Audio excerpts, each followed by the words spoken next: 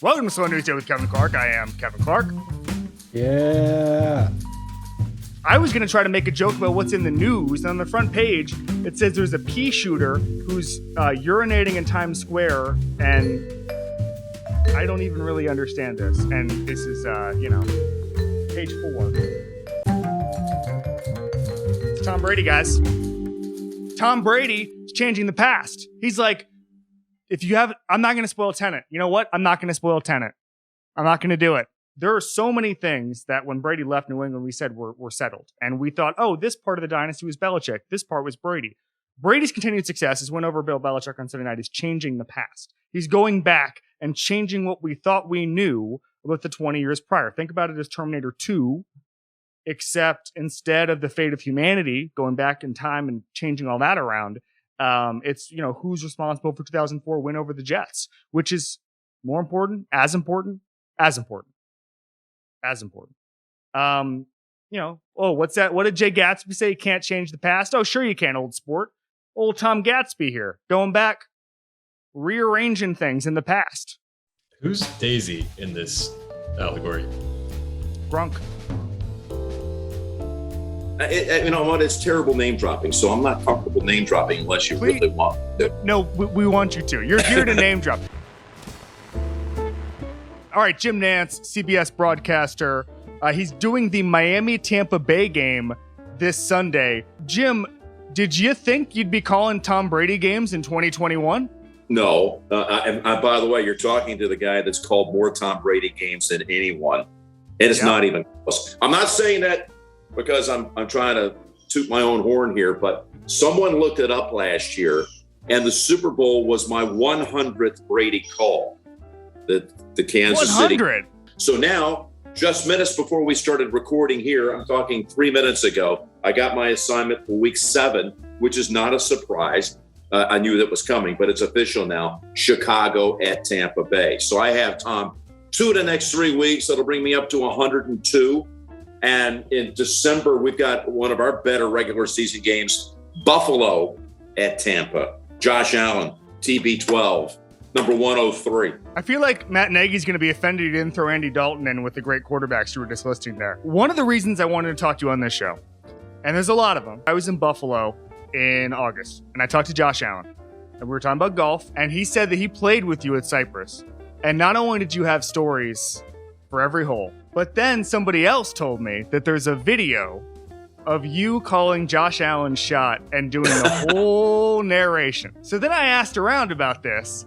And there are other quarterbacks and other people, not just quarterbacks, not just journalists, whomever, where you also call their shot. So you hold their phone and you do the whole thing. You do the whole Jim Nantz call. How did this start, Jim? I don't know. I just do it kind of instinctively. That's so funny because I didn't know the word was out like that. But being in Pebble Beach, it's amazing how many people come through. Every week you've got some big celebrity coming that way. And oftentimes there's a way that I get tracked down. I don't know they're coming. And we end up either playing golf or they come to the house. Say, I have a little par 3 hole in the backyard. Yep.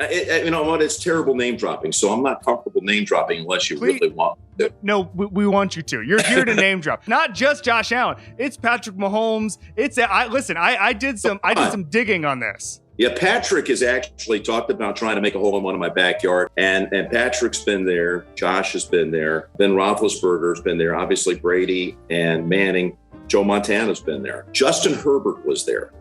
Oh. This one's kind of pretty cool. His season ends, and he's going back home to Eugene, and he's just had this decorated all-time record for a rookie quarterback, most touchdown passes. Most players, you figure, would have somebody worry about packing up all the personal items, and he'd be jumping on a NetJet flight and going home.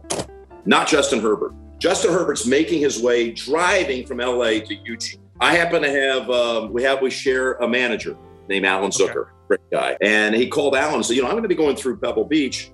I would love to say hello to Mr. Nantz. I had one of his games. I didn't get to meet with him in person because it was the game where he was inserted as the starter. So I had not met with him. So I said, absolutely, I'd love to meet him. So he pulls up to the house with 2 buddies who were helping him make the drive back.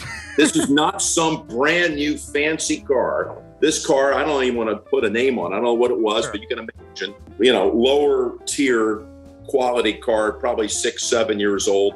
There are pieces of luggage that are hanging out one of the sides of the back window. The trunk is barely closed. He's got 3 guys, himself and 2 others, piling out of it. And they're making a road trip. He's just so down to earth. He's such a good kid. It's been one of the gifts of my life living at Pebble Beach. I've met some fascinating people that I never knew I'd get to know like that. You've spent a lot of time with Tom Brady. You've golfed with him. You've talked to him. You've obviously been in many production meetings with him. You've been at many of his games. Tell me a story that illustrates how different that guy is. I'm going to go all the way back to June of 2006. I happened to be in the company of 2 former U.S. presidents, President George H.W. Bush and President Clinton. They had become pals and friends on this initiative to raise money for Southeast Asia after it was devastated by a tsunami over the holidays of 2004. And they traveled around the world. They raised $1.5 billion, and they became really good, great, dear friends. They decided they wanted to get together socially in 2004 to do that, to have like a vacation away from the media and the press and public eyes and all that. They thought they needed an intermediary, is what they call it, intermediary, somebody that could keep the conversation going. I got chosen to be their intermediary. So I got to hang out with the 2 presidents for a couple of days and nights in Kennebunkport, Maine. The next year, they were going to do it again. And they said, hey, Jim, we need a 4th. Somebody to come play golf with us. Can you think of someone who would be really fun that President Clinton would get a kick out of? But I don't want anybody to travel all the way from California. Make it easy on someone. So I said to President Bush, 41, I said, I got an idea. How about Tom Brady? I felt the phone kind of go silent. I thought the phone had dropped out. And he said, you mean the New England Patriot quarterback? I said, well, yes, sir. I've played golf with him before. He's right down the road in Massachusetts. I think it'd be wonderful. But Jimmy, do you really think he'd come up here and play golf with us? I said, Mr. President, President Clinton, I kind of like our chances. Yeah. Well, then I'll ask him. I called Tom. And he thought it was some sort of silly, stupid prank on my part. And of course, it was real. And he did come to Kennebunkport. He was early in his career, already won a couple of Super Bowls by this time. But he had a chance to see 2 men who are completely adapted to the crush of the crowd, and everyone wants their time. And I can remember having a conversation with Tom that there aren't many people, maybe 10 people in this country that you could relate to and say, I can learn something from them, because their public life is going to be your public life. Watch how they handle people. Now, granted, they're politicians and they're skilled at that. But we had one public outing, if you will, at a little lobster shanty called Barnacle Billy's. The word got out, these 2 presidents were upstairs and they would be coming down to these waiting Suburbans with Secret Service agents. I looked over the edge, and there were hundreds of people that had made their way into the streets waiting for them to come back down the stairs. And when they did, everyone felt like they had a connection. Everyone felt like they had shaken the hand of both presidents. And I looked over to the side, and there was Tom. We were in the heart of New England. We're in Maine. And all the fuss was over there. And he just sat back admiringly at how they smiled, they waved, they took pictures, they kept moving, but they made everybody feel special. We've talked about it many times since. The problem with a guy like with Tom, honestly, for a guy like me, you've run out of superlatives. I mean, he had 57 of his 82 wins on our air. And you don't want to say the same thing twice. The basic line is, the man is extraordinary, and I can't wait to see him again this week. Best quarterback you've played with on the golf course? Romo. Tony's in a different league. When did you know Tony Romo was special as a broadcaster?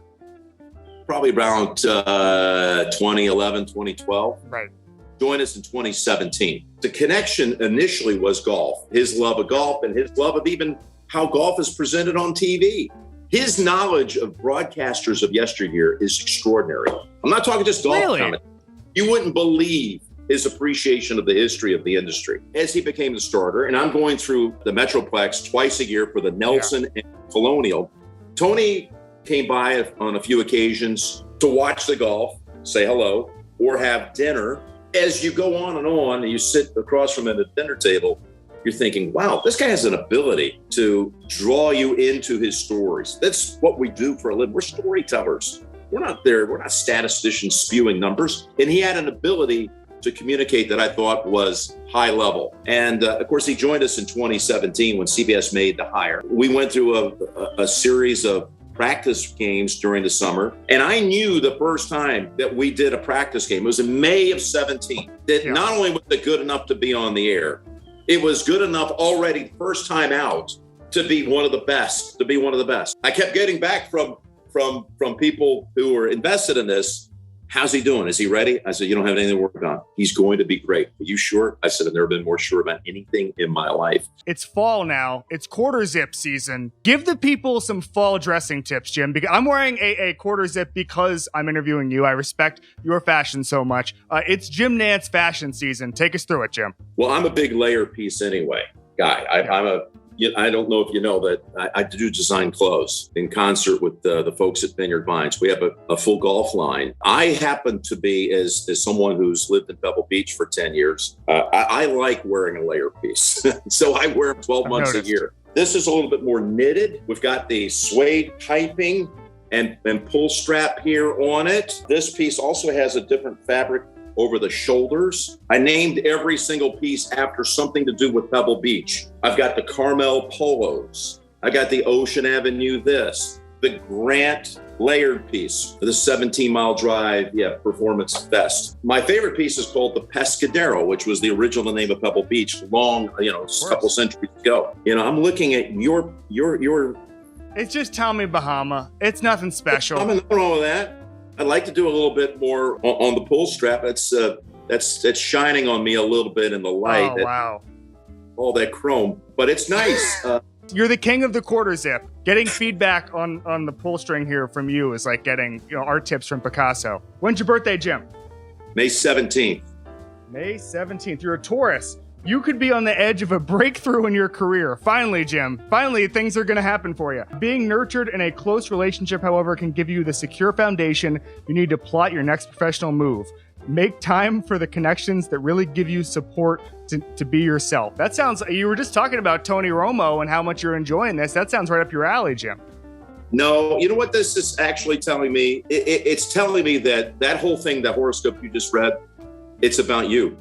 Oh, wow. It's about my next professional move. Read the first line one more time. This is about Slow News Day. You could be on the edge of a breakthrough in your career. Bingo. Last one for you, Jim. We do a thing called Club Kevin. It's anybody in the world that you want to induct that you think is having a great week right now, a great time. Who needs to go into like a Hall of Fame type Hall thing? Hall of Fame for me, yes. You know who I really want to put in, because, I know you're looking for headliners. I can give you a headline or two, but it's going to sound self-serving, and it's not. I don't need to ingratiate myself with him anymore. But our producer, a guy named Jim Rickoff, his life is so wrapped up into trying to make our shows great, and he's the guy. He leads us, and I'm just so appreciative. Jim Rickoff, welcome to Club Kevin. Yes. And the other one, I'm going to give Al Michaels some love here. Oh, yeah. This past weekend, it happened to be 50 years to the day since Al called his very first NFL game. Wow. His first NFL broadcast was on October the 3rd, 1971. 50 years later, he had the regular season game of the year with Brady's return to Gillette Stadium. One legend appreciating another. Jim Nantz, thank you so much for coming on Slow News Day. This was such a thrill. We're such huge fans. Looking forward to Tampa Bay and Miami this weekend. I told you before we started the podcast, the goal for me today was to earn the right to make the cut to come back for another appearance. Thumbs up, thumbs down. When it's Jim Nantz, this was a no-cut event already, Jim. This was a no-cut event already, all right?